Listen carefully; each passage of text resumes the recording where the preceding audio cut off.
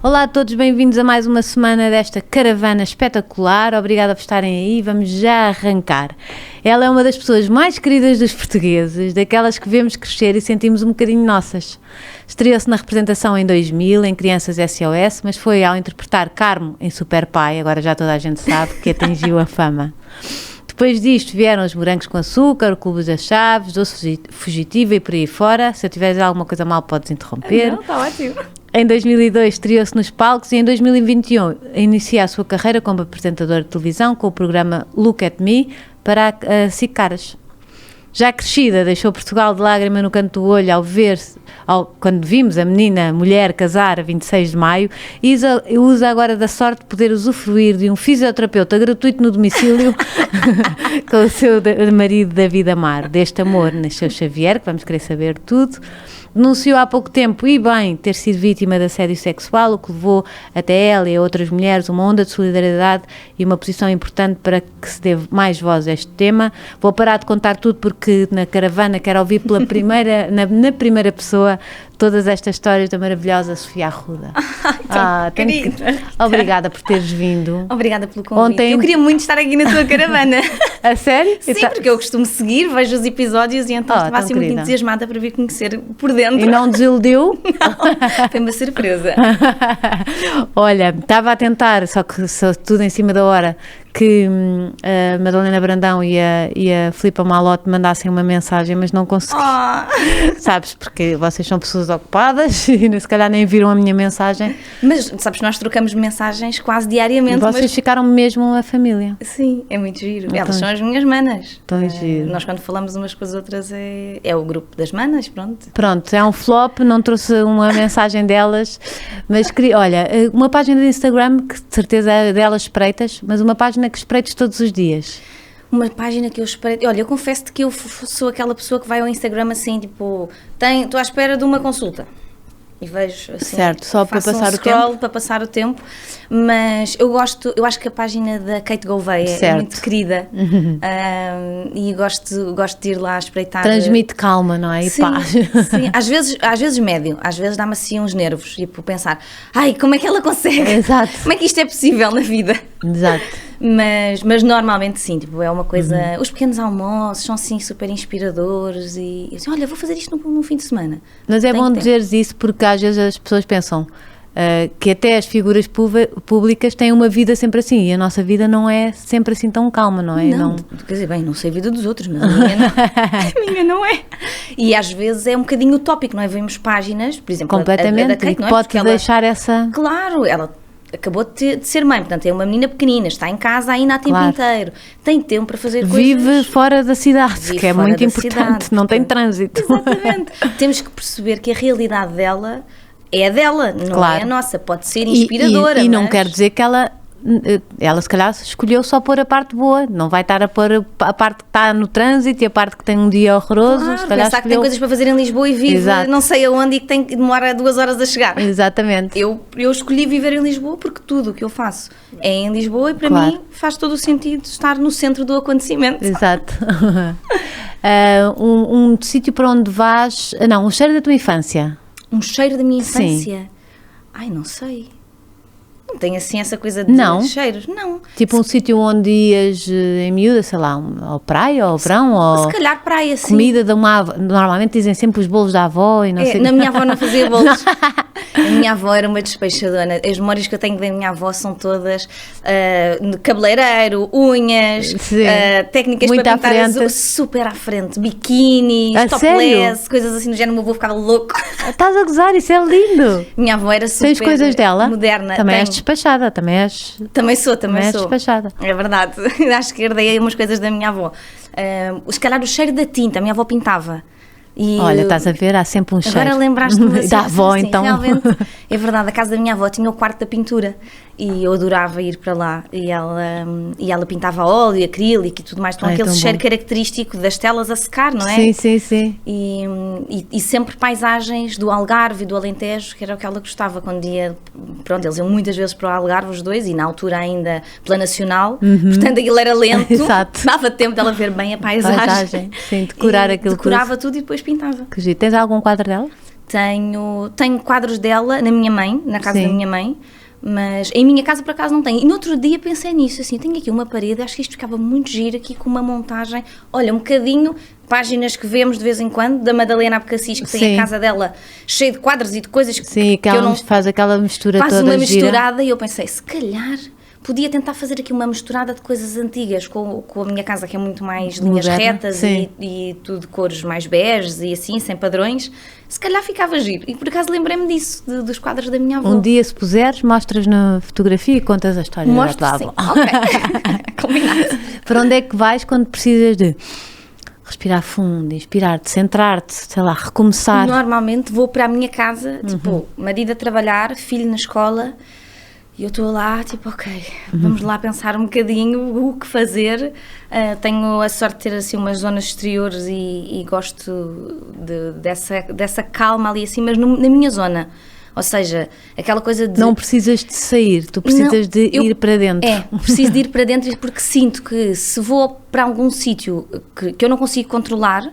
As pessoas vêm ter connosco, portanto eu depois não consigo ficar sozinha e tenho sempre essa coisa... Pois é, que tu tens esse lado. Então, em minha casa, sinto que aqui eu estou protegida, posso pensar e levar o tempo que eu precisar. Exato, é o ninho. É. Um dia para onde não voltavas?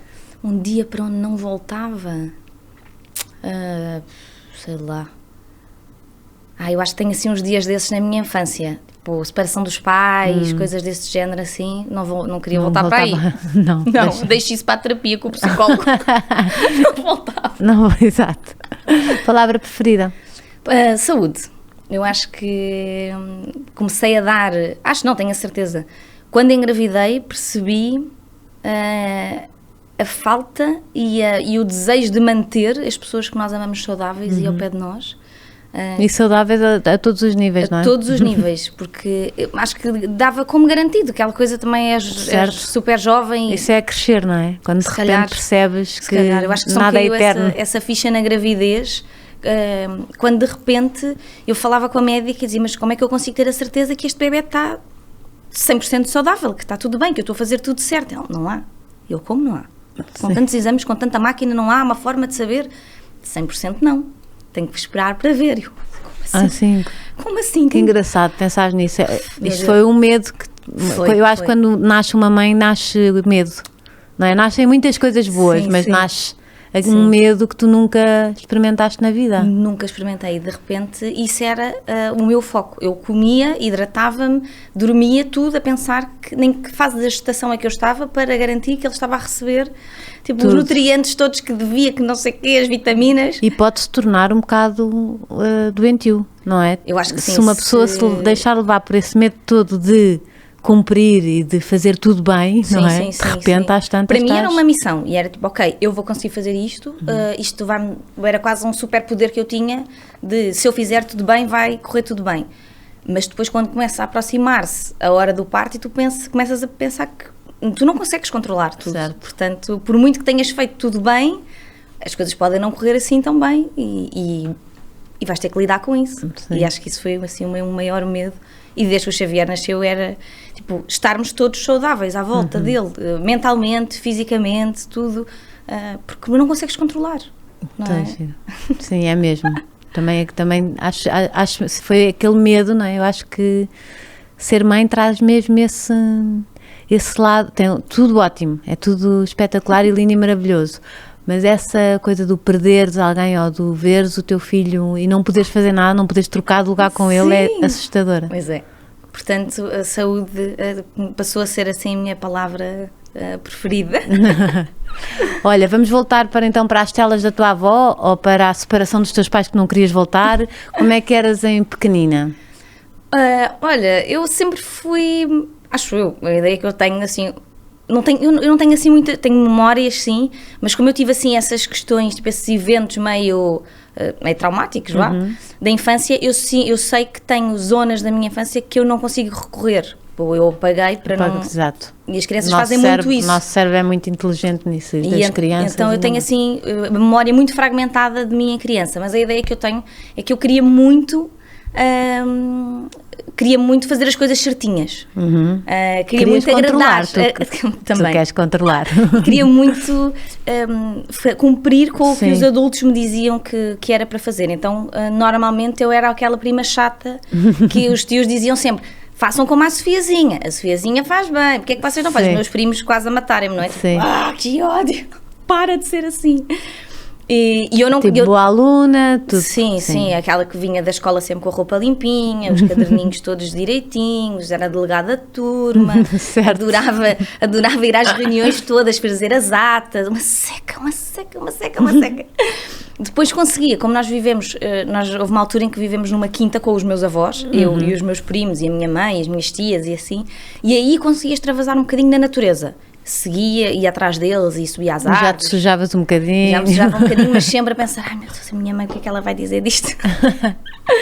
E aí conseguia extravasar ali um bocadinho. Sim. E depois, como comecei a gravar também muito cedo.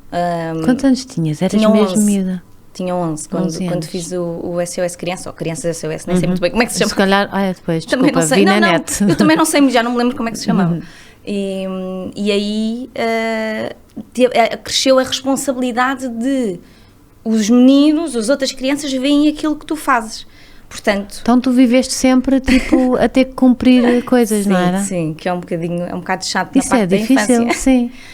Também não tinha outra... Mas algum dia te revoltaste ou algum dia te disseste tipo acabou? Mais ou menos. Houve ali uma fase, eu tinha aqui 14, acho eu. Os 14 anos foram assim... Foi ali tenho uma filha de 14. Oi. Eu acho que tive piores notas. Foi o ano, no 9º ano, tive piores notas, era super respondona para a minha mãe, portanto eu acho que foi o ano da revolta ali um bocadinho de vou marcar aqui uma posição da minha adolescência. Que é importante. Disse à minha mãe para deitar a minha roupa toda fora que só ia vestir preto. Não ia vestir mais nada, ia ser Sério? gótica. Disse: podes deitar tudo fora, eu não vou vestir mais nada. E a minha mãe: tá bem filha, pôs tudo dentro das malas, saquinhos, pôs tudo na arrecadação. E eu só tinha roupa preta, vestidos até aos pés, pintava os olhos de preto, as unhas de preto. Ai, não te imagino nada. Uma bruxinha autêntica, e se eu sou baixinha, sabes, tipo lourinha, parecia uma bruxinha, assim, mascarada. E andei um ano inteiro assim. Depois passou um ano e disse: mãe, deitaste mesmo a minha roupa toda fora, as minhas calças de ganga, os meus tops. E mas não, filha, está tudo a arrecadação. Ai, obrigada. Isso é lindo, e voltaste. E voltei, mas foi assim um ano em que as pessoas foi diziam, a tua revolta. Foi a minha revolta. Foi usar preto. Exato.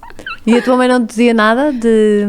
Eu acho que a minha mãe percebeu assim, ela cumpre tanta coisa, deixei-na estar, que ela quer usar assim também, pronto. Às vezes tentavam, dizendo: Sofia, não vais, batizada da minha irmã, perfeitamente foi nesse ano, parecia que eu vinha do Halloween. Tens uma irmã com 14 anos? Não, tenho uma irmã com 7. Com 7 anos de mais tarde. Ela pediu para ser batizada, era uma coisa que ela queria, seguiu, pronto. Que engraçado. Foi uma decisão dela. Eu fui batizada com 3 anos, que quisesse ou não quisesse, aquela religião não interessa, ninguém me perguntou. Mas a minha irmã quis e então foi batizada, lá está, um bocadinho mais tarde. Então vocês têm 7 anos de diferença? Temos 7 anos, sim. Engraçado. E são 2 únicas filhas? Somos, da minha mãe sim, temos pais diferentes, mas da parte da minha mãe sim, e sempre vivemos as duas uma com a outra. Portanto. Pois, que engraçado. Como é que foi receberes a tua irmã? Olha, quando ela nasceu, eu queria imenso, sim. Quis imenso ter uma irmã, estava super contente, ainda hoje, mas na altura quis logo pegar nela, portanto disseram-me que eu seria a primeira pessoa a pegar na minha irmã, não faço ideia se era verdade, mas eu acreditei naquilo durante muitos anos, e então para mim era uma coisa super importante, tipo, eu fui a primeira pessoa a pegar na minha irmã, foi ali uma coisa super adulta, um orgulho. E depois,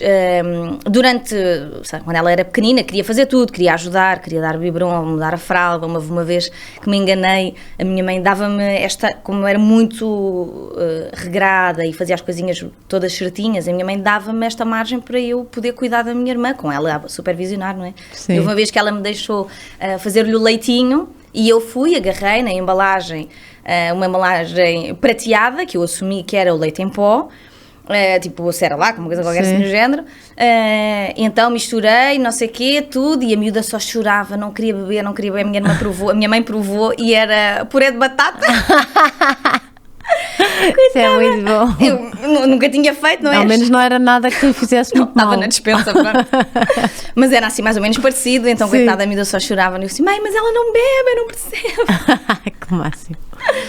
E pronto, depois cresci sempre assim muito protetora da minha irmã. Durante muito tempo, eu lembro, houve uma altura que eu dizia no estúdio, estava a gravar, não é? Eu dizia, eu tenho mesmo que sair a esta hora, porque eu prometi que ia buscar a minha irmã, preciso de a levar, não sei o quê. E estava toda a gente a achar que a minha irmã era pequenina e que estava tipo na escola, na creche, e que eu tinha que ir buscar. Eu disse, mas que idade tem a tua irmã? E eu assim, então tem 20. Ia buscar lá a faculdade. E eu super, tenho que ir buscar a minha irmã, tenho que ir buscar a minha mana, tenho que ir buscar a minha mana, vou chegar atrasada. Tem 20 anos, isso é lindo. Mas como assim? Eu, então, mas é a minha irmã mais nova, Sofia, mas tem 20 anos, é um adulto. Um adulto, a minha irmã é um adulto. Como assim é um adulto? Que giro.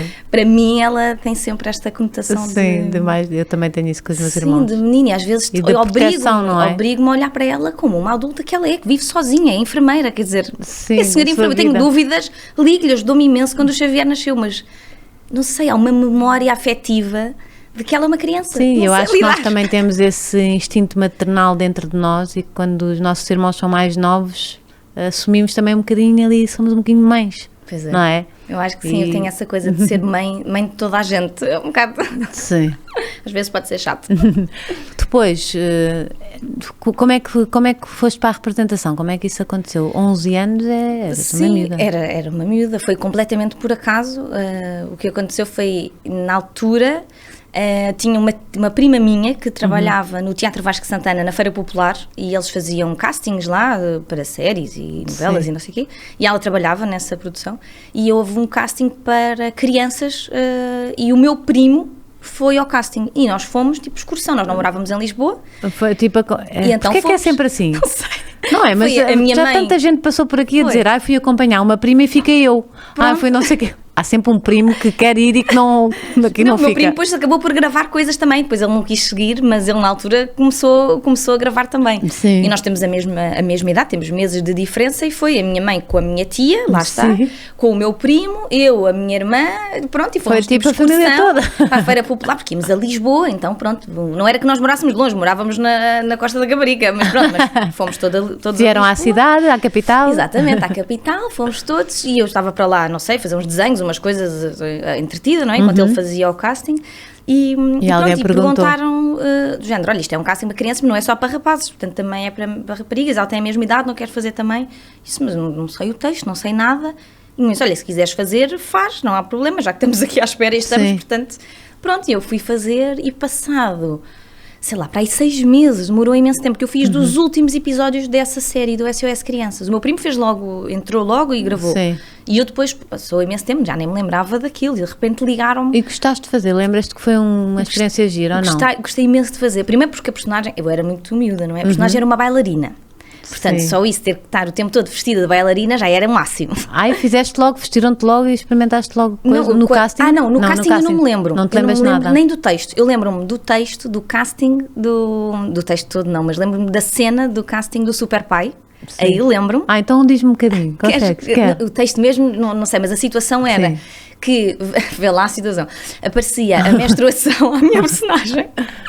E ela estava deitada na cama, cheia de dores de barriga e não queria contar a ninguém. Depois ia lá o pai falar com ela e ela não lhe contava nada. E depois vinha a empregada, que era a Sandra Faleiro que fazia, era a Isabel, com uma canjinha, porque a canjinha resolve tudo. Em Portugal resolve-se tudo com uma canja. Então era uma canjinha, passava as dores de barriga e ela contava então o que é que tinha acontecido. Dizia, parabéns, és uma mulher, muitos parabéns. Que giro.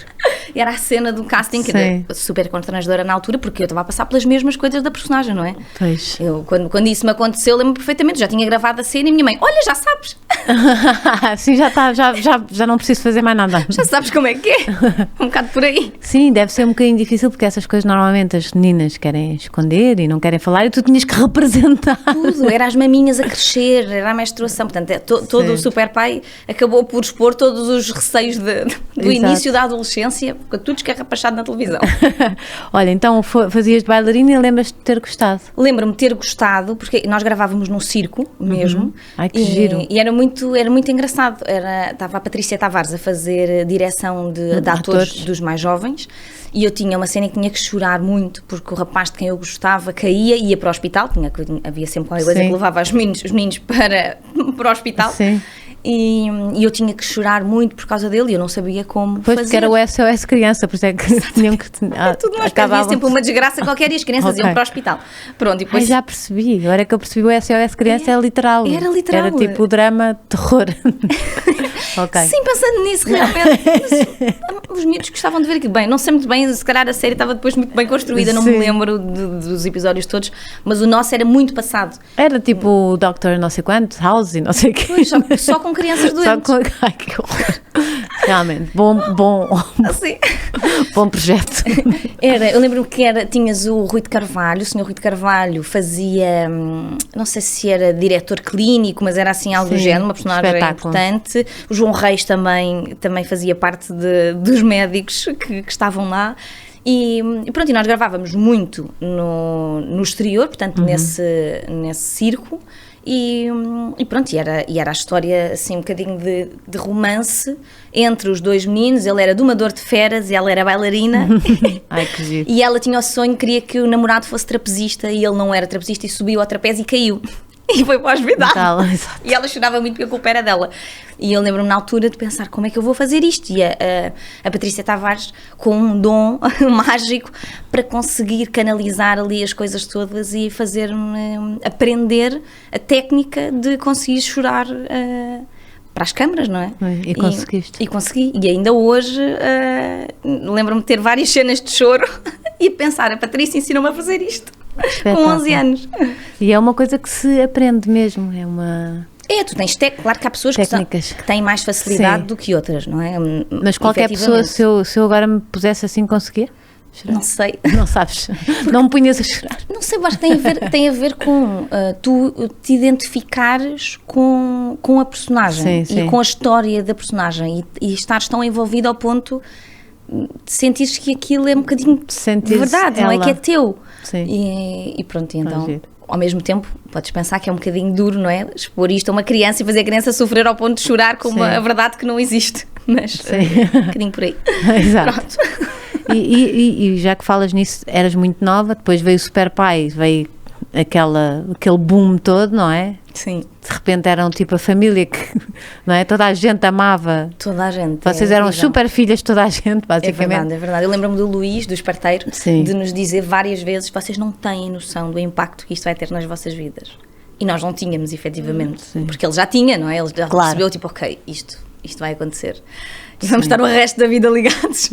Eu vou ser o resto da vida ao Super Pai. E ainda acontece isso, não é? Acontece isso, montes de vezes. Como é que é aquela uma pastelaria no outro dia e o senhor, o dono da pastelaria, veio ter comigo e dizer, e não, onde teve cá o seu pai? E eu pensei, qual deles? Exato, tipo, qual é que está a falar? Quem é que está? E eu, o meu pai. Sim, o Super Pai. O Super Pai. Tipo, normalíssimo. O Super Pai. Sim, o Super Pai. Ok. Isto acontece-me sempre, a vida toda, virem-me dizer que o pai teve ou que não teve, ou pronto, o que quer que seja. Mas vocês realmente, como estavas a dizer, vocês foram mesmo uma família? Nós gravámos durante 3 anos.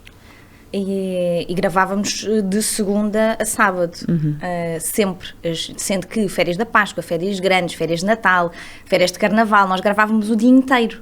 Sempre, portanto fez com que nós estivéssemos 3 anos naquela família. Sim. Sempre juntos e a viver. E numa fase tudo muito importante, não é? Foi importante essa base, imagina, se calhar vendo como uma família o teu colega, não é? O Luís Parteiro, que era como um pai, se calhar foi muito importante para aquelas bases, para não se deixarem também... Sim, o Luís passava-nos muita coisa, quer a nível de representação, quer como pai ou como família, de tudo, desde comer com os braços para baixo, não estarmos a comer assim, nós tínhamos muitas cenas, mal pequeno almoço e almoçar, e ele estava ali como... E ele sempre, meninas... cotovelos para dentro, para fora da mesa. Ele fazia o papel mesmo à sério. É o garfo que vai à boca, não é a boca que vai ao Isso sou eu em casa. Era igual, não arrastem os pés com as pantufas. Estes meninos não sabem andar de pantufas. Arrastávamos os pés e ele ralhava connosco. Que engraçado. E depois cá fora acabava por acontecer isso. Nós levávamos os trabalhos de casa para fazer, toda a produção nos ajudava a fazer as coisas, porque nós tínhamos que dar vazão ali à situação da escola também, porque pelo menos na minha casa era, quer dizer, só há gravações se as notas se mantiverem boas, senão acabou a ser como se fosse um desporto. Só dá esta atividade extracurricular se as coisas... E conseguiste sempre. E consegui, sim. Tirando aos 14 anos, que até baixaste. 14 anos foi terrível. Só os namorados, as coisas do... Ih, meu Deus do céu. Desgraça. Mas aí já eras super famosa. Ou não, aos 14? Já. Estavas vestida de preto sempre fora das cenas? Estava vestida de preto, sim. E a namorar? Sim. Não podia pintar o cabelo, nada disso, porque para mim tinha pintado o cabelo e tinha feito madeixas. Na altura lembro que a Shakira tinha umas madeixas pretas por baixo do louro. Adorava. E eu adorava aquilo e queria fazer. E não podia fazer nada ao cabelo nunca, porque estava sempre a gravar. E então. A tua personagem nunca mudou o cabelo? Não. Em miúda não, só depois já adulta é que me pintaram o cabelo de castanho, de ruivo, várias coisas. Mas no Super Pai não? Não, uma vez fiz uma madeixa azul, achei o máximo. Em cena tinha que fazer, depois o esparteiro mandava-me lavar a cabeça e lá ia o azul todo. Que giro. Mas sim, foi muito importante esta fase, de serem, acho que foi uma sorte também, estarem as pessoas que estiveram nesta série. Percebes o que eu quero dizer? De consciência que estavam a trabalhar com crianças e que podiam moldar um bocadinho também a nossa vida e a nossa personalidade, tanto o Esparteiro como o João Didelé, como a Sandra Faleiro, todas essas pessoas que gravavam connosco sempre acabaram por fazer parte, e hoje quando os vemos ainda é o tio, o João Didelé é o tio ainda, porque ficou mesmo uma ligação. Tão engraçado. Porque eles passavam coisas, nós estávamos com eles também fora da série, não? Eu ia às festas de anos dos filhos do Esparteiro. Estávamos juntos, o chá dançante do Gui que estava no colégio militar, os anos da Tanta, portanto estávamos juntos, pronto, sempre. Que giro. O que é que tem de bom e o que é que tem de mau uma miúda começar tão nova na representação ou noutra coisa assim com exposição? Olha, eu acho que o que tem de bom é porque eu descobri aquilo que eu queria fazer para o resto da minha vida muito cedo e com... e pela parte boa, ou seja, não era pensar que tinha que pagar contas, não é? Tu tens que trabalhar para pagar contas. Certo. Eu só gosto de fazer isto, porque gosto, porque sou feliz a fazer isto e quero, e se me pagarem ainda melhor, mas se me deixarem só fazer, também já fico contente. Portanto, teres um trabalho que tu amas efetivamente e não só porque és adulto e tens uma vida, não é? Sim. Pronto. Eu acho que isso é incrível. O lado, se calhar, menos bom... bem, acho que tem muitas coisas, efetivamente, de tu estás ainda a criar a tua personalidade e a tua, sei lá, a tua essência, e isso já está muito exposto, não é? Portanto, pensar, hoje és uma coisa, mas amanhã queres ser outra, e depois no dia a seguir já estás com dúvidas, e depois afinal já não era nada daquilo, e de repente já dás entrevistas muito nova a perguntar o que é que queres ser, o que é que não queres, o que é que tu gostas, em que é que acreditas. Sim. De repente tu tens que ter verdades muito definidas com 10 anos, e com 11, e com 12, e isso não existe. Certo. E o facto de poderes ser um exemplo ou não para outras crianças, quando isso tu própria não sabes ser nada. Sim. Nem para ti mesma sabes ser um exemplo, quanto mais para os outros. É um grande peso, não é? Eu acho que essa parte do peso é capaz de ser assim... Mesmo nessa fase rebelde, pensavas nisso aí? Eu não posso fazer esta asneira porque alguém me vai ver e... Pensava muito, sim, sem dúvida. Era a rede social que não existia na altura, mas tu tinhas já um bocado disso, que era as revistas e não sei o quê. Sim, e havia os paparazzis na altura. Exato. E muito agressivos. Muito agressivos, e na rua, quer dizer, as pessoas abordavam, hoje em dia quase não te abordam tanto, pelo menos em Lisboa, primeiro porque já estão habituados a ver as pessoas a passar, não é? E estarmos ali. Mas na altura quase não havia crianças a fazerem televisão em Portugal, então toda a gente sabia quem nós éramos. E tu saías do metro e não conseguias andar, ou saías do autocarro e não conseguias, porque vinham todas, ou não conseguias sair do autocarro, porque as crianças, toda a gente queria tocar e ver o que é que tu tinhas vestido, seguiam-me dentro do shopping para ver o que é que eu escolhia para comprar em igual. Era uma verdadeira rede social, influenciadora sem rede social. Imagina, mas era tipo assustador, era assustador. A minha irmã, as minhas primas diziam, não vou contigo a lado nenhum, quer dizer, é horrível, tu não consegues estar a comer, estamos a começar a almoçar e tu estás tipo a tirar 200 fotografias com o shopping inteiro. Sim. Porque não havia esse controlo, e de repente é isso, desde o que tu vestes ao que tu comes, pensar que apetecia-me comer um hambúrguer, mas isto não é muito saudável, então se calhar tenho que ir comer uma sopa porque os outros miúdos também vão querer comer só aquilo, então, sei lá, assim coisas que se calhar não são para as crianças terem esta preocupação, sabes? Ou então sim, não sei, olha, não sei dizer muito bem onde é que... Porque depois também onde é que acaba, onde é que começa a responsabilidade para com o outro, não é? Tipo, pensar assim, hoje em dia penso, os pais é que têm que controlar o que é que os miúdos comem ou não comem, ou o que vestem ou o que é que não vestem, ou o que é que veem na internet ou não.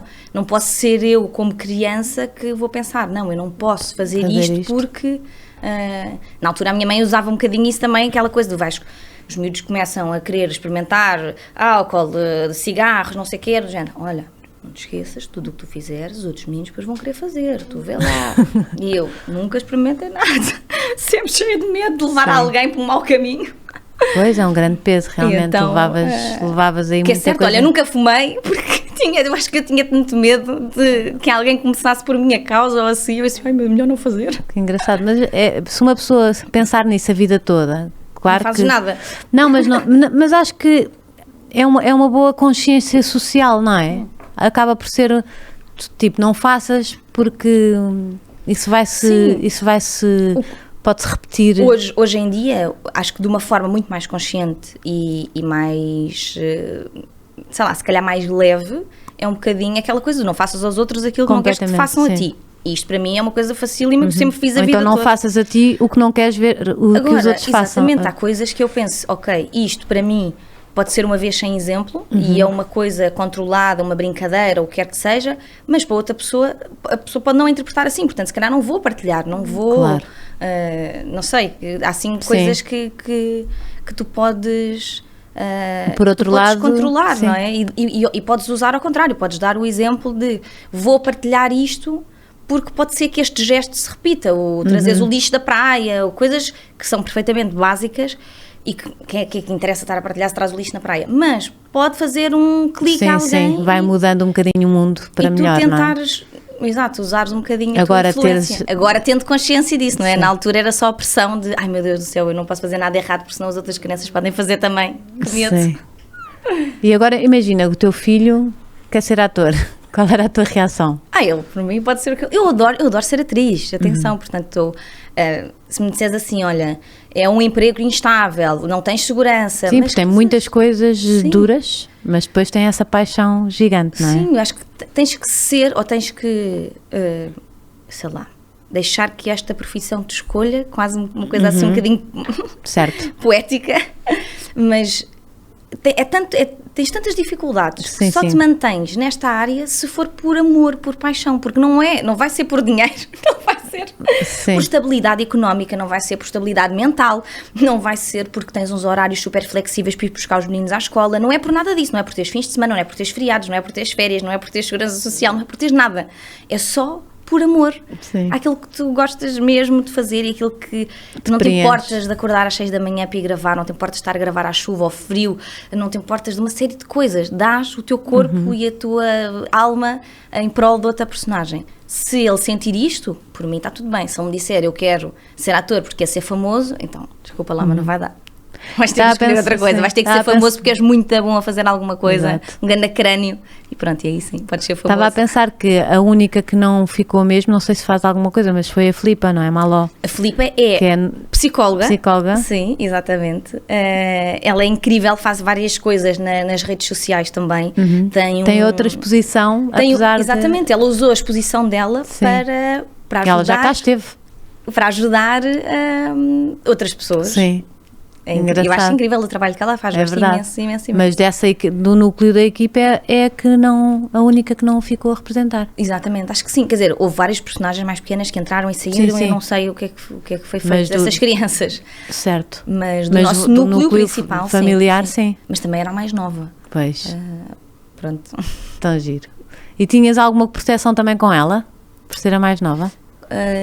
Com a Filipa, eu acho que sim. Olha, nós sempre, normalmente a carrinha íamos buscar a casa e a seguir ia buscar a Filipa, que morava mais perto do estúdio, portanto fazíamos sempre este caminho, era primeiro eu e depois a Filipa. Eu sei lá, milhares de vezes que chegávamos à porta e eu podia sempre ir lá e eu tocar à campainha dela e a Alexandra dizia-me, a mãe da Filipa, ai Sofia, tens que vir que ela não quer sair da cama. Então ia eu lá acima, Pipa, bora, vamos gravar, não sei o quê. Não quero, hoje não me apetece, não quero ficar na cama. Tipo, começou-se para a escola, sabes? Tipo, é muito cedo e tem frio. Ela tinha 8 anos, sabes? Era mesmo pequenino. Bora, Pipa, vamos gravar aquela cena com os ladrões e vamos atirar as garrafas e vamos fazer tipo, coisas que não podíamos fazer em casa, não é? Sim. De repente, lutar com ladrões, com garrafas feitas de açúcar e coisas incríveis. E lá se levantava ela. Lá se levantava um monte de vezes. Um monte de vezes. Portanto, acho que sim, acho que tinha este lado assim também protetor com a Filipa. Então, giro. Depois disso, percebeste, tipo, isto é a minha... Ou durante isso, é isto que eu vou fazer? Olha, durante muito tempo eu achei que eu gostava tanto daquilo que aquilo não podia ser uma profissão, que era só um hobby, que era incrível, mas que, quer dizer, eu ouvia os adultos a falar, tipo, tenho que ir segunda-feira, amanhã, não acredito, vou trabalhar, que seca, que não sei o quê, nunca mais chegam as férias. Nunca mais é o fim de semana. Era a percepção que eu tinha da vida dos adultos, Sim. Eles não gostam do tipo, um trabalho é uma coisa chata. E é verdade, nós temos esse discurso tanto, não é? Eu às vezes tento, e não tenho, graças a Deus, porque tenho a caravana e os meus dias são diferentes, mas os miúdos crescem a ouvir isso, é tão mau. E eu cresci a ouvir isto, ou seja, os adultos são infelizes no seu trabalho. Não gostam daquilo que fazem, então querem sempre as férias e o fim de semana. Portanto, isto não pode ser o meu trabalho, porque isto é uma coisa que eu adoro. Portanto, é tipo ir à ginástica, ou ir à natação, Exato. ou ir ao cinema. Trabalho não é isto. Trabalho não é isto, não era esta a referência. Então, durante muito tempo, eu fiz até ao 9º ano, depois a seguir fui para a Escola de Moda de Lisboa, e fiz até ao 12º ano na Escola de Moda de Lisboa, e depois fui para jornalismo, para a Católica. Porquê é que foste para a moda? Porque eu queria artes. Sim. Eu queria imenso, eu adorava desenhar e eu gostava muito de roupa. E então lá estavas, quando o teu primo estava a fazer o casting, lá estavas tu a fazer estava, eu adorava desenhar e gostava imenso de moda e pensei, olha, isto é incrível, então vou para aqui, então bora, vamos prosseguir este caminho. Tinhas na mesma, as disciplinas todas, só que depois tinhas aquelas mais específicas para moda, né? Aprendi a cozer à máquina, aquelas coisas todas, a cortar o tecido, a fazer os moldes. Ainda gostas hoje em dia? Ainda gosto, mas não tenho máquina em casa, portanto sim. Não faço nada. O máximo que eu faço é bainhas na roupa do meu filho e aperto-lhe as calças. Mais nada. E depois, quando acabei o curso, fui para jornalismo, fui para a Católica, tudo porque eu achava que ser atriz não podia ser uma profissão. Tinha que ser só um hobby e às tantas disse, não, desculpem lá, mas eu não vou ser infeliz o resto da minha vida a trabalhar de segunda a sexta, não interessa se é estável, se é instável, se tenho trabalho e depois não tenho, porque ainda assim já é a minha vida sempre, não é? Portanto, há meses em que há muito trabalho, há meses em que não há, portanto, pronto, olha, vou fazer disto a minha vida. E aí comecei a fazer formação de representação mesmo. Sim. Alguma vez te arrependeste no caminho? Arrependi-me de não ter pesquisado melhor na altura e ter ido para a Escola de Teatro de Cascais. Acho que me tinha feito super bem, mas eu nem sequer sabia que existia. Já é a segunda pessoa que me vem aqui dizer isso. Sério? Sim. Não fazia ideia que existia na altura. Foi o meu primo Salvador Martinha, se não estou a erro que disse. Acho que a maior coisa que eu tenho é isso, devia ter... Eu também acho que sim, acho que tinha sido incrível o percurso com mais consciência e não só... Ou seja, muito giro trabalhares porque amas representar, mas também acho que saberes o que estás a fazer faz diferença. Sim, queres água? Ainda tenho, obrigada. E acho que tinha sido incrível. Portanto, arrependo-me de não ter ido logo para a Escola de Teatro de Cascais e depois quando tentei ir, disseram-me, não, mas já não pode, porque já tem o 12º ano isto. Era suposto ser até o 12º ano, não pode fazer. Eu, também não.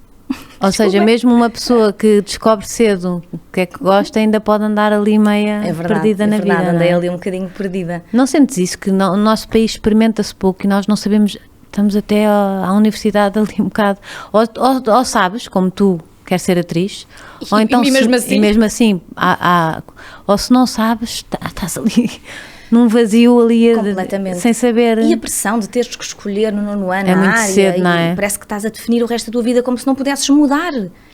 Calma, está bem, claro que vais escolher, mas é uma coisa muito genérica. Ciências, ou economia, ou não sei o quê, ou artes. Mas mesmo assim, dentro disto, ainda é bastante genérico e dá para depois ir mudando. Mas na altura, parece que tens a pressão do mundo, que tens que decidir ali, com 14 anos, o que é que vais fazer para o resto da tua vida. Sim, é assustador. É um bocadinho.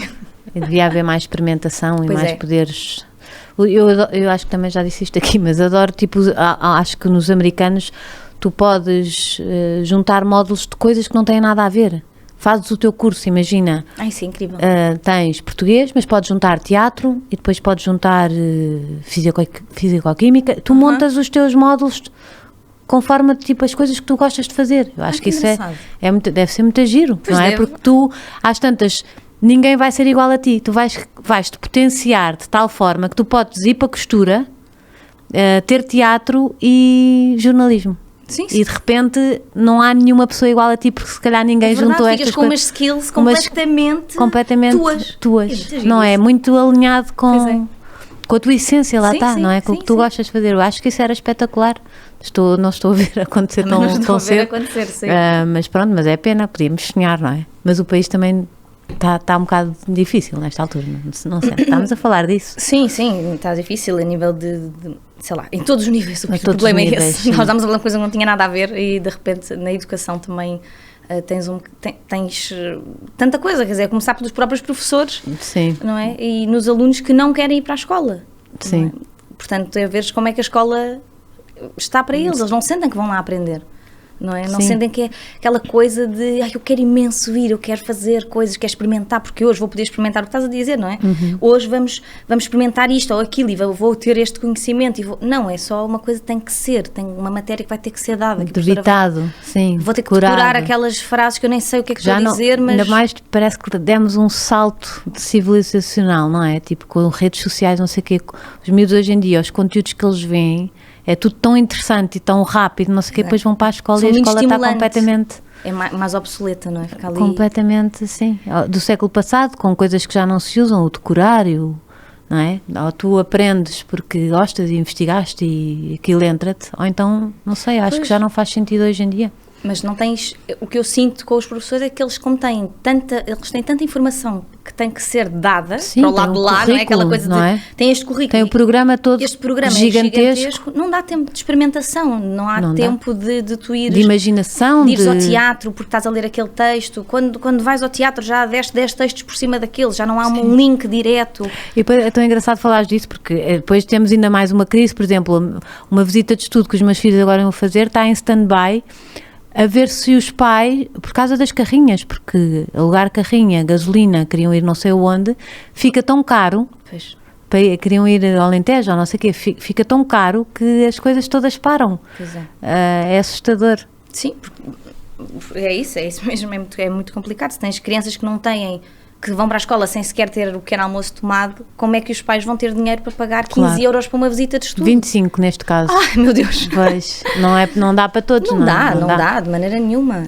É muito complicado. Espero que agora a escola não é, mas eu não estou a dizer mal da escola, estou a dizer a escola está a tentar, não é? Claro que sim. Agora o problema a culpa não é os pais não têm essas condições. Sim, não há condições para isso. Devia ser uma coisa facilitada para as escolas, não é? O poder, eles irem experimentar coisas, ver coisas novas, devia ser... Sim, a própria escola ter as hortas, ter as coisas, se calhar, mais perto.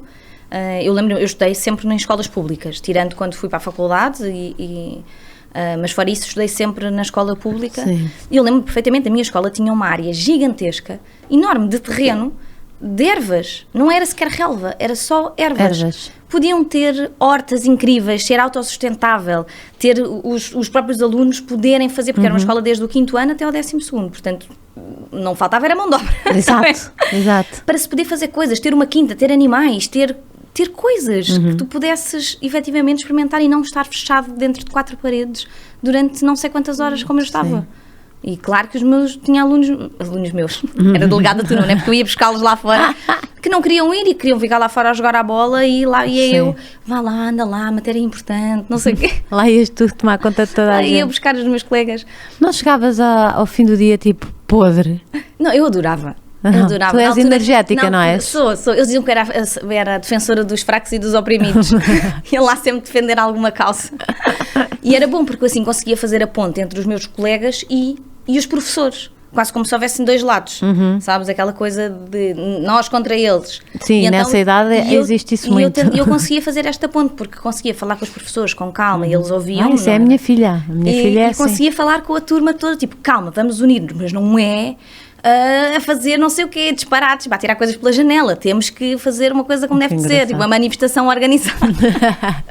Muito giro.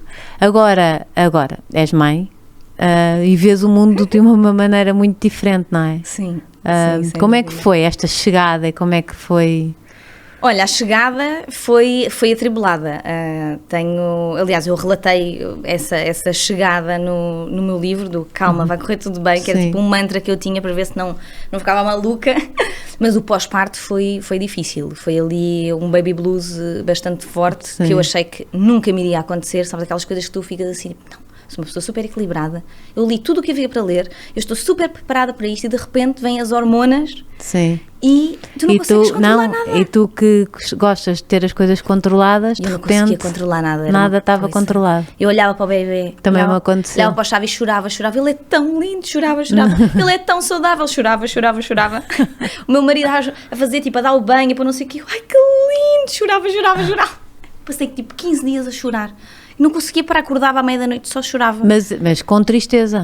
Não sei, de tudo. Eu acho que era um mix. A ideia que eu tinha, que eu estava, tipo um copo de água, sabes, aqui assim, e eu não conseguia ver as fotografias do parto. Eu acho que só vi para aí 6 meses depois. Eu não conseguia, não conseguia mexer nisso. Era tanta emoção que qualquer coisa eu começava a chorar. Seja tipo alguém dizer, tipo, ele é tão lindo. Estás tão bem no pós-parto. Tudo só chorava. Tudo era motivo para eu desabar completamente. Como é que percebeste que precisavas de ajuda? Percebi que tinha que falar. Eu não conseguia falar com ninguém sobre isto. Estava tudo cá dentro, guardadinho.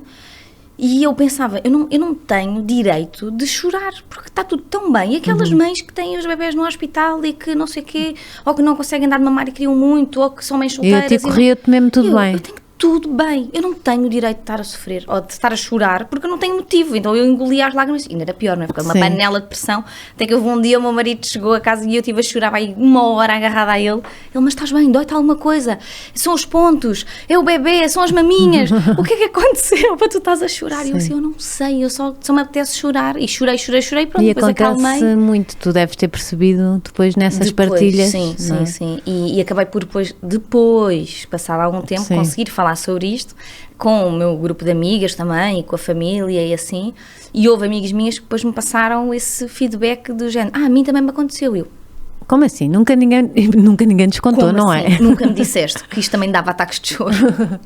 Como assim? É que toda a gente fala, tipo, as maminhas vão doer, ou não sei o que, vai não sei o quê. E era todo o dia ou era mais ao fim do dia? É que as pessoas normalmente dizem que mais ao fim do dia... Olha, eu acho que a minha era todo o tempo dia. Era tudo, era qualquer coisinha. Qualquer tipo de afeto ou qualquer tipo de coisa carinhosa. Suscetibilidade, sim. De sentir. Exato, qualquer emoção. Qualquer emoção, eu chorava logo. Então era assustador. Sim. Por isso este início não foi fácil. Sim. Foi assim um início conturbado neste aspecto, porque depois o resto até a coisa foi fluindo bastante bem e correu tudo bem, não tive complicações, foi tudo tranquilo. Mas assim, o pós-parto foi complicado. E depois começaste a falar e depois a escrever? Exatamente, e depois consegui. Depois veio a pandemia, foi em março, se não estou em erro, quando nós ficámos mesmo fechados em casa. Foi a 13 de março. Exatamente, portanto, aí eu comecei, eu vou começar a canalizar isto, portanto temos mais tempo livre, não é? Estou em casa, portanto não queria estar a pensar na pandemia, porque depois chorava por causa da pandemia, pensava, como assim eu acabei de ter um filho? Que raio, vou ficar fechada. Ele vai ficar aqui, isto vai ser a realidade do meu filho, eu pus um filho no mundo para isto. Eu só pensava, passado 2 dias de ficarmos fechados em casa, um ataque de choro gigante, eu pensava, o que é que eu vi? Porquê? Porquê? O meu filho nunca mais vai ver um sorriso, só vai ver máscaras. Não vai sair de casa, vamos andar aqui com máscaras de gás na cabeça, tipo na cara, não, tipo, vai estar uma nuvem e vai ser assim uma... E eu estava também a pensar aquelas mulheres que queriam engravidar e de repente levaram com aquilo e ficas a pensar, tipo, como é que eu vou pôr uma criança no mundo assim? É que uma coisa é já cá estar, não é? Pois, já cá estar, já não há nada a fazer. Guarda-te outra vez, vem cá para dentro. Sim, mas eu acho que a taxa de natalidade, não sei, por um lado estava tudo fechado em casa, não havia nada para fazer. Se calhar aumentou. Não sei muito bem. Mas por outro lado, de forma consciente... Consciente, deve ser muito duro pensar... Sim. Eu pensei, passado um ano do Xavier nascer, eu disse ao meu marido que queria engravidar outra vez, tinha imensa vontade, estava com as hormonas malucas para engravidar, doida, sonhava com o bebê, sonhava com a barriga, achava que já estava grávida, e o meu marido só dizia assim, como assim? Como é que tu pensas em pôr o bebê no mundo nesta situação? Estamos no meio da pandemia, tipo, não sabemos se isto vamos voltar todos para casa, se não vamos... Está tudo horrível e não é possível. Isto, quando nós, não é, daqui a uns anos vão estudar esta época, já viste, e vão dizer, vão dar na escola. Vão dar na escola e vão dizer que loucura. Já viste bem? Que loucura eles enfiaram-se em casa. Desinfetavam as embalagens das coisas. Porque não se sabia, não é? Também não podemos nos... Claro, não sabíamos. Nós estávamos só a tentar proteger as pessoas mais velhas. Sim. Ao princípio nem sabíamos se era só mais velhos. Ao princípio, era todos, mas sim, mas os mais velhos. Lembro-me que parecia que o meu marido ia para a guerra cada vez que ele ia ao supermercado. Sim, sim. Que era uma vez de 15 em 15 dias. É verdade. Era tipo, não, vai, nós fomos para casa dos meus pessoas sogros, que nunca mais foram. Foi só online. Há pessoas sério? Sim. Há pessoas que deixaram de ir às... Não saíam, era online. Pois. O online subiu todo nessa altura. Sim, isso é verdade. Mas nós lá em casa, não faz mal, e ao meu marido, nós fomos para a casa dos meus sogros, para eles não irem eles às compras, portanto, ok, se é para ficarmos barricados, ficamos convosco. Junto. Ai, que bom, mas isso e com um dá tio para puxar. do meu marido também, que vivia sozinho, mas tem algumas condições de doença e assim, então veio para o pé de nós também para cuidarmos dele, para ficar connosco. Isso é a melhor coisa, isso é comunidade, isso eu adoro. Mas olha, para a saúde mental foi incrível. Juro-te, eu sou super apologista e acho que muitos dos nossos problemas... Dos mais novos e dos mais velhos. E acho que muitos dos nossos problemas é porque estamos sozinhos. E as mães, o baby blues é porque são sozinhas. É verdade. Eu isolei-me na minha própria bolha. É verdade. Eu tinha lá os amigos e a família toda e eu não falava com as pessoas. Portanto, se eu tivesse conseguido falar logo na primeira vez que me deu um choro, acordasse o meu marido, amor, eu estou a sentir isto. Estou a chorar, se calhar, passado 2 dias... Sim, se calhar o teu marido é homem e não tem... Pronto, mas é médico, portanto tem alguma... Mas se for, como antigamente, que as mulheres viviam juntas, não era a avó, a mãe, a tia... Sim. Eu acho que não acontecia tanto estas coisas como acontece agora nesta sociedade moderna, porque estamos sozinhos. Estamos muito mais sozinhos, sim. Mas também esta coisa do empoderamento feminino, às vezes, pode levar a que nós achemos que temos que fazer tudo sozinhas. Sim. Temos que ter esta capacidade. Somos super guerreiras, super poderes e que temos que aguentar tudo. Somos melhores mães e mulheres e esposas e namoradas e avós, tudo sozinhas. E que conseguimos... Verdade. Acartar com o mundo inteiro às costas e às vezes não é possível, e pedir ajuda também é uma forma de nos ajudarmos e de ajudarmos a outra pessoa que quer fazer parte também da nossa vida e que nos quer estender a mão e que quer fazer, não é, estar ali, neste caso com os bebés recém-nascidos e tudo mais. E nós na pandemia foi sem dúvida uma grande ajuda, e lá está, o meu marido, coitado, foi o selecionado porque era mais jovem, com mais saúde, não sei o quê, então pronto, lá ia ele para a guerra do supermercado, que às vezes era mesmo uma guerra, que ele dizia, Sofia, que se está... das pessoas, tens que desviar das pessoas para não tocar, mas depois só há 1 litro de leite, vai toda a gente a correr. Ai, que e horror. Só há não sei o quê, aquela coisa dos papéis higiênicos. Sim. De repente parece eu só comprava, eu já contei isto, só comprava latas de feijão e grão e eu tudo tipo guerra. Nós também tínhamos muito. Mas eu assim, porquê é que está tudo a ir ao papel higiênico? Eu quero é grão e feijão que se alimenta muito e se acontecer alguma coisa. Mas foi um período assim bastante assustador a todos os níveis. Pois foi. E o facto de nós estarmos ali em comunidade ajudou bastante. Primeiro porque limitámos logo a ingestão de televisão aos meus sogros, que todos os dias tinham ataques de pânico porque contavam o número de pessoas que morriam. Morreu mais uma, morreu mais 10, era o dia morreram todo. mais 20, morreram 300, morreram... E eles estavam a ficar doentes com isto. Não, vemos um telejornal por dia, escolham qual é que querem ver. Estás a ver, espetacular. Se estivessem sozinhos, estavam ali o dia todo a ver aquilo. Tudo, e depois como depois aconteceu, de jantar, jogos de tabuleiro. Temos todos que jogar, vai ninguém ver telejornal. Que maravilha, jogos, que queridos. Depois vamos cinema, vamos fazer à tarde cinema, vamos não sei o quê, de manhã vamos fazer limpezas da casa. E depois também te ajudavam com o bebê, não é? E ajudavam com o bebê, sim, espetacular. Sem dúvida nenhuma, sem dúvida. Essa receita é incrível, parabéns à vossa família, a sério. Pareceu muito egoísta, mas à altura da pandemia, como o meu marido também teve que vir para casa, foi uma forma dele estar presente durante aqueles meses no desenvolvimento do Xavier. Aproveitou como nunca teria aproveitado. Às vezes nós falávamos isso, pronto, andávamos assim os dois sozinhos, do género, meu Deus, isto é horrível estar a pensar nisto, mas a verdade é que foi quase uma bênção poder estar a ver o meu filho desenvolver-se todos os dias, estar com ele 24 horas por dia, porque a licença dos pais é muito pequena. É outro problema, não é? E então ele disse, meu Deus do céu, se não fosse esta tragédia mundial, eu nunca poderia estar em casa 24 horas com o meu filho, a vê-lo, agora rebolou, agora fez não sei o quê, fez cucu, agora não sei o quê, que são coisas mínimas, mas se calhar se tiverem outro filho não vai acontecer, não é? Se Deus quiser. Exato. Por amor de Deus. Que ele tenha uma licença, porque sim, porque já pode tirar, eu acho que aprendemos férias, qualquer coisa. Eu acho que não nos voltam a fechar, mesmo que haja uma pandemia. Eu acho que não. Quer dizer, tinha que ser uma coisa, se calhar, ainda mais grave. Ai, Jesus. Pois, isso acho que não. Quer dizer, vai sempre acontecer, não é? Os filmes de ficção científica não são à toa. Temos que ver nos Simpsons. Os Simpsons é assustador, eles acertam em tudo antecipadamente. Portanto, é assustador. Ai, que horror, que medo.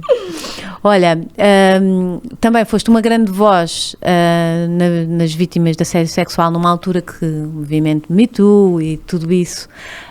Como é que foi? Foi difícil para ti falares disso?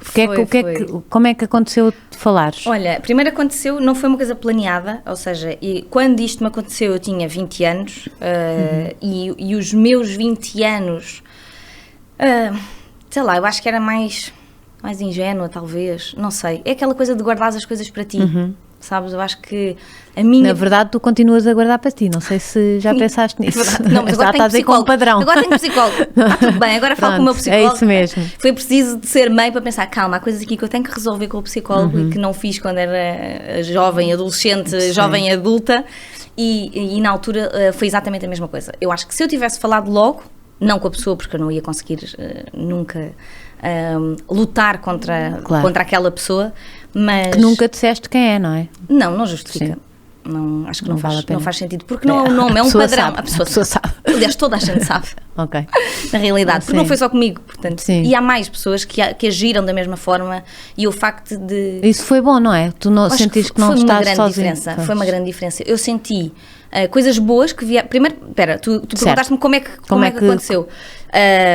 Eu não falei disto na altura, portanto, durante muitos anos falei só com a minha mãe. Ok, como é que eu vou gerir isto? Eu não posso ir contra a pessoa, mas por outro lado eu também não quero nada disto que eu sinto que a pessoa está a tentar. Como é que eu vou gerir? E a minha mãe disse, olha, se isto, nós se calhar vamos ter que ir à polícia, quer dizer, e foi aí que eu disse, não, ok, eu vou ter que dizer na cara da pessoa, não vai acontecer e pronto, e seja o que Deus quiser. E aconteceu, foste lá e disseste. Sim, disse que não ia, e ele disse, então não vais trabalhar mais. Pronto, está resolvido. Acabou-se. E cumpriu? E foi assim? E cumpriu. Tive 7 anos sem conseguir trabalhar naquela estação. Sim. Foi muito complicado. Não tinha noção disso. Mas lá está. Mas o que é que fez? Abriu-me outros horizontes, deu-me ferramentas para, primeiro foi, caramba, então se calhar o meu trabalho não é assim tão bom, porque senão alguém me vinha defender, mas depois tu consegues perceber que quando as pessoas estão num determinado patamar... É difícil. Não tem ninguém em cima, quase. Portanto, é muito difícil de tu conseguires que alguém vá lá lutar por ti, porque as próprias pessoas que estão abaixo dessa pessoa estão a lutar por elas próprias. Claro. Portanto, então é difícil tu dares o corpo às balas só porque a miúda realmente é boa e não quis ir dormir com não sei quem. Mas é muito complicado, pronto. Claro. E o que aconteceu foi... O Daniel Oliveira convidou-me para dar uma entrevista para o Alta Definição. E tu, de repente... Exatamente, eu ia dizer o que dizem os teus olhos. Não, é Alta Definição. É Alta Definição, é. E também às vezes tenho essa dúvida. Isso é um programa. E eu não ia contar nada a falar sobre isto. Sim. Nunca me passou pela cabeça falar sobre este assunto. Eu ia nervosa porque eu pensei, ele vai falar sobre o pai e a separação e o facto de eu não viver com o meu pai. Isto é sempre aqui uma zona... Que eu não falei, fui amorosa. Foi uma zona... Agora já falo mais facilmente, mais bem dito, psicólogo. Mas na altura eu não estava a fazer terapia, portanto era uma coisa que eu não mexia lá. Tipo, não vou mexer nesta caixinha, não vou lá, pronto. E estava com medo de que ele fosse lá falar sobre isto e pensava que eu vou começar a chorar. Não quero chorar. Tipo, eu quero uma entrevista fixe, não quero estar a chorar. Sim. E de repente ele perguntou-me especificamente porque é que uma pessoa com tanto talento e com tantas novelas e com tantas provas dadas, de repente teve tanto tempo sem fazer televisão. E eu... São circunstâncias da vida. Ficaste ali. Tentei dar a volta e ele é muito inteligente. E percebeu que eu estava a esconder alguma coisa. E voltou na pergunta, deu assim a volta. E eu tive, juro-te, literalmente 2 segundos para pensar. Ou eu falo agora ou vou-me calar para sempre. Porque é muito difícil de falar sobre este tema. Nem sequer estavas preparada não para estava preparada, nada. Estava cheia de medo de me sair alguma coisa que eu não pudesse dizer e não sabia que consequências é que podiam vir daí, se eu podia ser processada, qualquer coisa. Eu não tenho provas físicas, não é? É muito já difícil. Não tenho o telemóvel da altura, não tinha as coisas escritas, já não tenho nada disso. Portanto, de repente são 2 segundos em que tens a pessoa à tua frente e ou falas ou não falas. E eu pensei, ok, eu vou falar e E logo se vê depois como é que... E como é que disseste? Lembras-te? Como é que... Lembro-me que tentei contar um bocadinho a situação, de forma em que eu pudesse explicar o que é que aconteceu sem envolver terceiros. Certo. Pronto. Certo. E foi assim um processo E depois daí veio uma onda gigante. Sim, e depois no dia a seguir eu tinha chamadas de colegas? de colegas, de uma amiga minha que disse, já tens advogado? E eu, o quê? Está em todo lado, Sofia. Tens advogado? Sabes o que é que podes dizer agora? Sabes o que é que não podes dizer? O que é que vais fazer a seguir? E eu, como assim? Sim, o que é que está a acontecer? Recebi imenso feedback. O teu marido sabia? Sabia, quer dizer, quando eu cheguei a casa disse, David, nem imaginas o que é que vai acontecer. Já nem dormi. Eu pensei, nós gravamos aquilo e depois só dá a passar para aí 15 dias. Eu não sabia como é que aquilo ia sair, porque depois eles editam e não sei o quê, nós temos 2 horas ou não sei quanto tempo à conversa e são 40 minutos no ar. E acabou a entrevista e o Daniel, e eu estava assim, Daniel, eu se calhar não devia ter dito isto. E ele disse-me, tem calma, vamos rever tudo e perceber se não disseste nada que possas ser processada. E eu, ai, meu Deus do céu, o que é que me vai acontecer? Que medo! E de repente, quando realmente vai para o ar, eu vi sozinha em casa, eu não quero ver com ninguém, eu quero ver sozinha. A minha mãe disse, queres vir cá para casa, não sei o quê. Eu, não, quero ver sozinha. Tipo assim no sofá, assim, meu Deus, tapada até aqui. Eu disse, ai minha Nossa Senhora, ok, e agora o que é que vai ser daqui? Pode ser que não seja nada, porque eu tenho sempre medo que a imprensa pegue nisto de uma forma errada. Mas por acaso e não aconteceu. E eu acho que não aconteceu também, estavas muito protegida pelo que se estava a viver eu acho que isso também ajudou mundialmente. O facto de eu estar com trabalho. Portanto, se eu não tivesse com trabalho e se tivesse dado uma entrevista a uma mulher, eu acho que a imprensa ia pegar nisto de outra forma. Achas? Acho, infelizmente acho. Porque era, coitadinha, não tem trabalho e então está-se a tentar não sei o quê. Sim, sabes? Tipo, quer a fama, ou quer isto, ou quer aparecer, ou não sei o quê. E o facto de falar de um homem para um homem. Eu acho que a imprensa, juro-te por tudo, e fico triste por pensar nisto, mas acho mas mesmo se calhar que é as pessoas têm que pensar nisso e não é? E a ter comportamentos diferentes, julgamentos diferentes. Sim. E de repente, em vez de apareceres na secção fofoca, apareces na secção informação. Exato. E isto faz toda a diferença. E o que eu senti... E também sentiste muitas colegas que tinham passado por o mesmo? Muitas colegas. Muitos colegas homens que também passaram por isso e que por vergonha do facto de serem assediados por outro homem não querem contar. Mas pelo mesmo? Por outros em questão. Há vários. Há várias pessoas. Sim. E várias mulheres também que sabiam de quem é que eu estava a falar. Várias colegas atrizes. Tudo em silêncio até ali. Sim. Nem falavam umas com as outras, nem denunciavam nada. Porque tens sempre medo de ser julgada. Claro. A culpa é sempre nossa. E por estar sozinha, e porque assim quando é um bloco é diferente. É mais fácil, não é? E eu senti... Ou é menos difícil? Dentro de outras empresas que não tinham nada a ver sequer com a televisão, de repente tive amigas minhas que trabalham em empresas diferentes, coisas não têm a ver com a televisão, nessa semana e na semana seguinte com informações de protocolos de conduta que foram criados e que não haviam na empresa. Já viste, mudaste um bocadinho nas faculdades também recebi imenso feedback de faculdades que não tinham nenhum protocolo e que passaram a ter um protocolo também nestes casos. E sei que as próprias televisões também tomaram medidas a esse respeito. Portanto, sim. Acho que valeu a pena. Acabou por ser uma exposição, sim, mas valeu a pena.